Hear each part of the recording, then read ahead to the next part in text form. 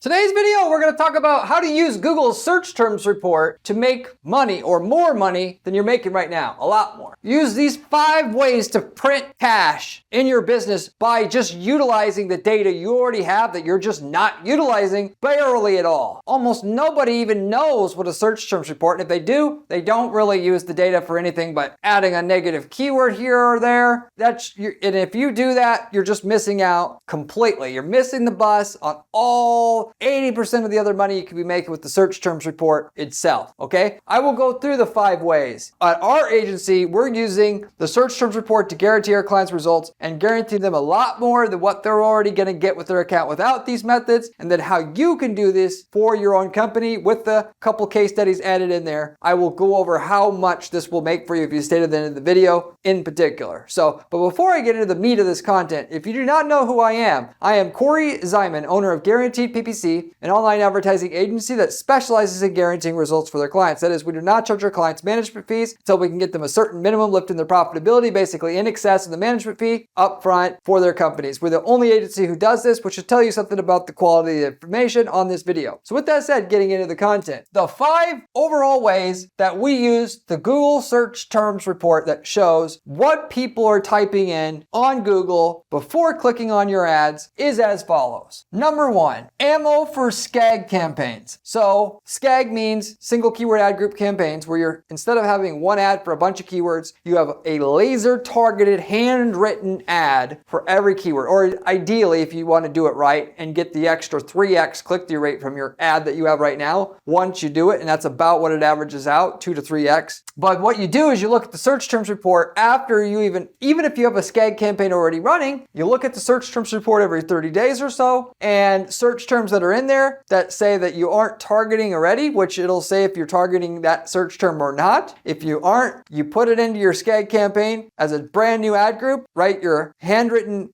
ad for that keyword, and now you'll get just a bit more click-through rate on the campaign and a lot more clicks from that particular search phrase in the future. Now, you can actually do this partially. Generally speaking, if you're making just a whopper of a return on this campaign, any search term that's in there that even gets searched at all that I'm not targeting, I'm going to add it as a keyword. If I'm struggling to get a return, maybe I only add it as another keyword if it's gotten at least 1 conversion. So you could decide if you need helped out on the ROI side, you can go with just the conversion, search terms that have at least a conversion. If not, just add everything, literally everything upon everything in there as a keyword once it pops up, because you'll get way more results from PPC that way. Number 2, ammo for standalone campaigns. What I mean by this is you'll find trends or macro trends within the data itself. Let's say you sell paint itself. You sell paint, it's a universal paint. You find in the people that are searching for your paint, clicking through and buying, they're typing in paint for barns, okay? In that particular instance, you may say to yourself, well, that's strange. Or if you're a pragmatic business owner, you could say, this might be like a trend here. I didn't know people are using this for barns. Let's see how many other people are using it for barns. You could go ahead and you could search for all search terms you've ever had in that campaign from the data all time and find out if people are using barn as a part of the search term. If there's more than once in there, you can set up a campaign targeting people looking for barn paint all by itself. And you're going to have unique ads and unique landing pages to target that person. Because unlike what I mentioned before, where you would just take the barn keyword, add it to the campaign as a new ad group, and then that's it. In this particular instance, what I'm referring to here is you do 3 things. 1, you come up with a custom image extension or ad asset. So given that, as your ad is set up, there's usually, well, not usually, but sometimes an image next to it, right? That's your ad asset image extension itself. You could have a picture of a barn here with the picture of a paint can next to it, and that would be like the most ideal click-through rate image you could have for something like that. So we've done something similar in the paint market. I know that. And that will make sure your click-through rate goes up because you have a laser targeted image for your ad. Secondly, you're going to have unique headline 2, headline 3 description. So whereas when I'm up here going to add a new ad group to my campaign, all I'm going to do is make the headline 1 or first headline, I'm going to make that targeted to the keyword. So if they're searching for top barn paint, my headline 1 is going to be top barn paint, right? That's what I'm going to do by default for what I mentioned up here. For here though, I'm not just going to customize headline 1 because I've noticed this is enough of a trend that I want to break it out into its own campaign. I'm going to have headline headline 2 customized to barn paint, headline 3, and the description. So the whole ad, instead of just the first headline, is going to be customized to barn paint. And, of course, with that, I'm going to go and do research on Amazon and read all the reviews of all our competitors, why they buy, why they don't buy, what they're pissed off about when it comes to barn paint, so I can build the best ad possible. Because what people care about is what needs to be in that ad. And you're also going to have unique landing pages. Specifically, if you have a landing page that sends people to wherever you're sending your traffic to from your landing page here, you can make a unique landing page just for barn paint. At minimum, you're going to want to change the headline to say barn paint instead of universal paint. You also want the hero image, which on a landing page, you got the headline here, and then you're going to have your hero image up here. That's up top. You're going to want that top image to be a barn because it's going to get a higher conversion rate that way. And then ideally, you have a bit of the body content customized to being barns. Probably the second section on the page, because that's going to also bump your conversion rate. You're basically using the search terms report to mine data on what it is that people are buying for, and then you're going to use it to create custom campaigns. So you start out, we've got accounts where we start out with one campaign, and 8 years down the road, we've got 25 campaigns in the account because we keep finding hidden gems. People are using it for this, they're using it for that, you're using it for this. And we put breakout campaigns to keep going deeper and deeper and deeper into what's working. And then also new trends come up, which is why you're going to keep checking the search terms report. But that would be what you're typically going to do with the search terms report to make more money as well. Number 3 is negative keywords. So outright and literally, just what I mean by that is like the typical person's going to use a search terms report for. They're going to look at the search terms report, look for words in there that have nothing to do with their product or service, and add those as negative keywords. That is just stating the obvious. That's what you can do. And if you're not doing it, you should, which I will say as a general disclaimer, you can easily go overboard with negative keywords where you add too many and it blocks keywords. And you can run a keyword diagnosis report in your Google Ads account. You can Google that. That will tell you if you're blocking any of your keywords. But even if it says you're not blocking any keywords, you can still be blocking keywords indirectly and still hurting the amount of impressions that you're getting. So my rule of thumb is if I'm already making a great return on my ad spend, I'm not going to try to add too many more negative keywords. When I'm not making the ROI I want, then I'm going to add more aggressively the negative keywords. Not to say that's so cut and dry like that, but I'm going to tend to add less if I'm already making money, if you will. Or if I'm going to add more, I'm just going to add the most obvious ones. So if I'm selling baseball bats and, in the search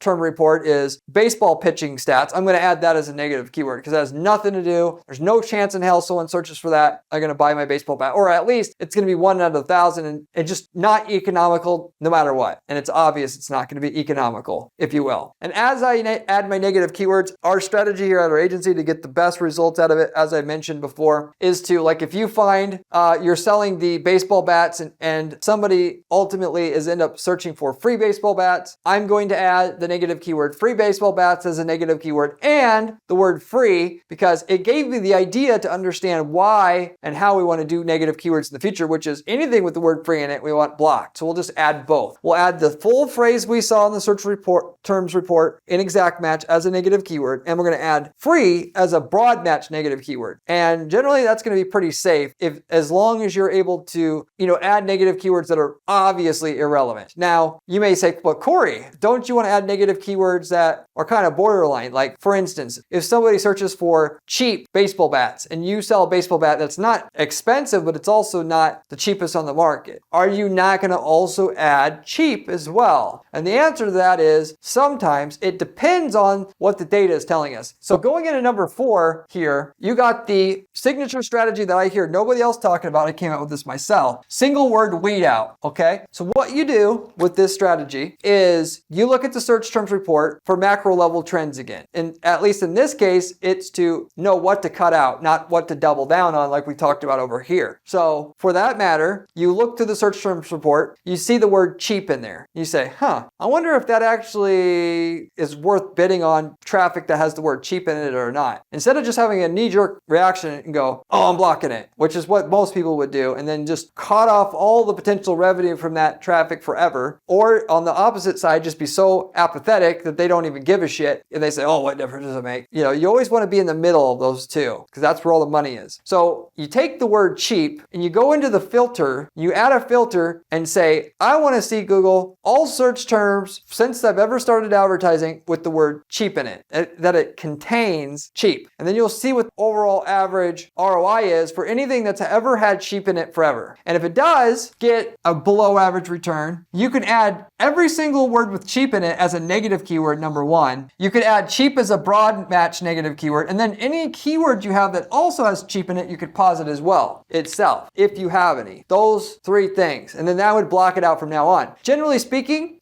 we'll have our staff member, when I'm questioning, like, how can we get the ROI on this count up? Well, let's try to do the single keyword weed out method here. Okay, John, please generate me a report that tells us every single word within the search terms report that has had over 1,000 clicks since we started advertising and below a 200% ROAS. Given that, our average ROAS for the campaign is 500%, because that's what we needed to have as a base level ROI for our business. So anything under 200% and below, and has had a minimum amount of clicks, so we know the data we have here is statistically significant, we'll pull those out and potentially review just those. And then John will come back with a list of like 25 words that if one of these 25 words are within our search terms report at all somewhere, they normally net a low probability of return on investment on them, if you will. And we know that because they've had thousands of clicks. So the chances are that this holds true in the future is actually pretty high. So in that case, then I'll say, well, yeah, add all these as negatives and pause any keywords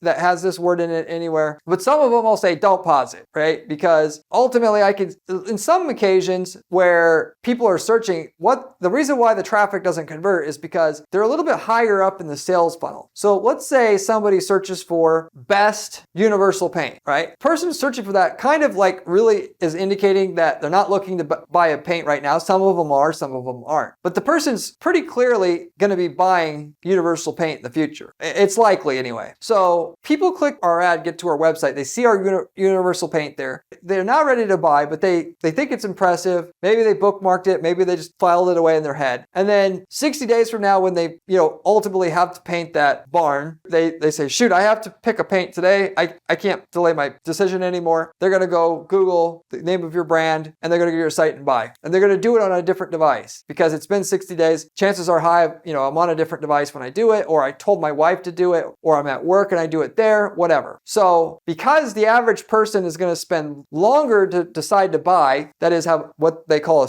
longer sales cycle window, the average amount of time it takes from someone initially getting into the market and buying, the return on investment, at least at surface level or on paper, says is not good. But in reality, if we were to add up the total effect or revenue we generated from the search with the word best in it in totality, we would see it didn't really have 100% ROAS. It was more like 300 or 400%, and of which we could get up to 500 if we just had more time to run the campaign and have the algorithm figure out what part of the traffic within people searching for best are actually profitable. That is high income users who search for that, and people that are of a certain age and so forth. And so ultimately, with all this, I make a judgment call as to, is it likely that a person who searches for this is delaying their purchase? And if so, and it looks relevant, I'll leave it alone. Otherwise, if it's obvious why it gets a low return, like they're typing in free or they're typing in, which we would have weeded that out already, so that wouldn't be a good example. But if we sold frisbee golf frisbees and somebody's looking for Johnson frisbee golf frisbees and that's got a low return, I could pretty much expect that if we got rid of that, it's going to be a net positive for our account, because generally speaking, people who search for this particular brand of frisbee, which we do also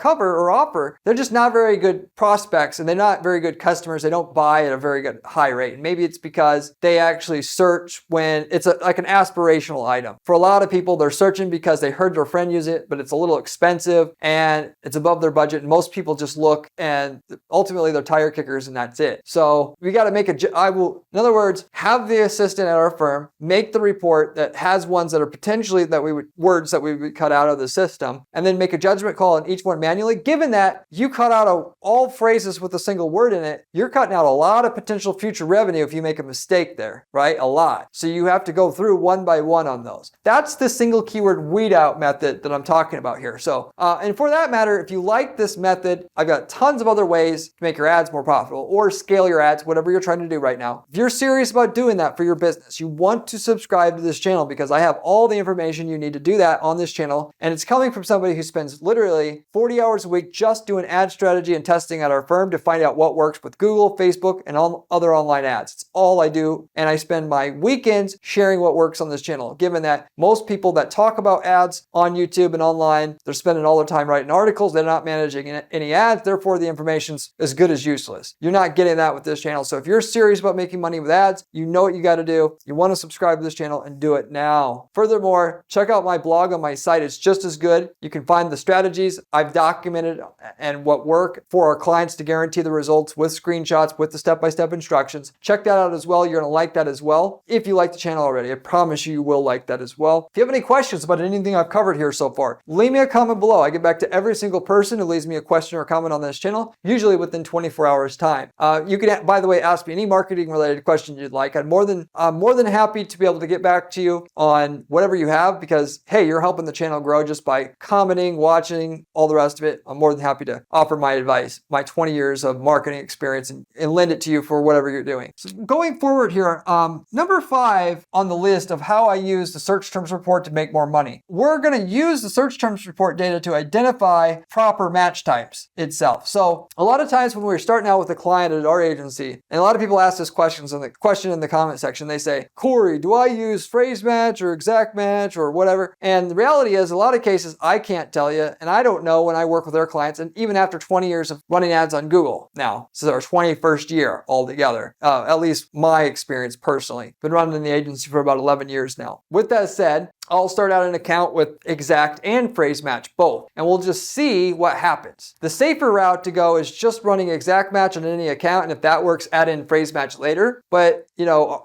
our fees are kind of high, and, you know, time is money as a result of that, so we'll usually start out with exact and phrase both when it's questionable which will work. And then, though, what we'll do is right away after we launch our campaign, maybe a day or two later, we'll actually go into the search terms report and then see how the search terms look. Are they wild? Are they showing up for a bunch of wild things that are irrelevant to our product or service? Are they not? If they are, is it mainly coming from the phrase match keywords? If so, and we're able to easily spend our budget still, we'll get rid of phrase match, okay? Or we'll get rid of everything that's not long tail, meaning if a keyword doesn't have at least 4 or 5 words in it, in the phrase itself, we'll pause those keywords. That is the phrase match version of our keywords that have 3 or 2 words in it. Given that, the shorter the keyword, the more likely Google's going to go crazy with it and give you a bunch of irrelevant searches that you don't want your ad to show up for, okay? Whereas 4 or 5 word combinations, it's more likely to give you, even in phrase match, a more acceptable result showing up in the search terms report. Some occasions, you know, none of the phrase match keywords will work, even if you had a 7-word combination itself, which happens in some markets. And in that case, you just have to get rid of and pause all the phrase match and just run exact match, and then work on scaling up your ads with exact match and looking at the search terms report regularly, and then adding more keywords in exact match like I talked about up here, and then, you know, also down here to expand your results. Given that a lot of people just want the easy route, which is to run everything in broad match because it's easy to scale the spend up that way, but it's not easy to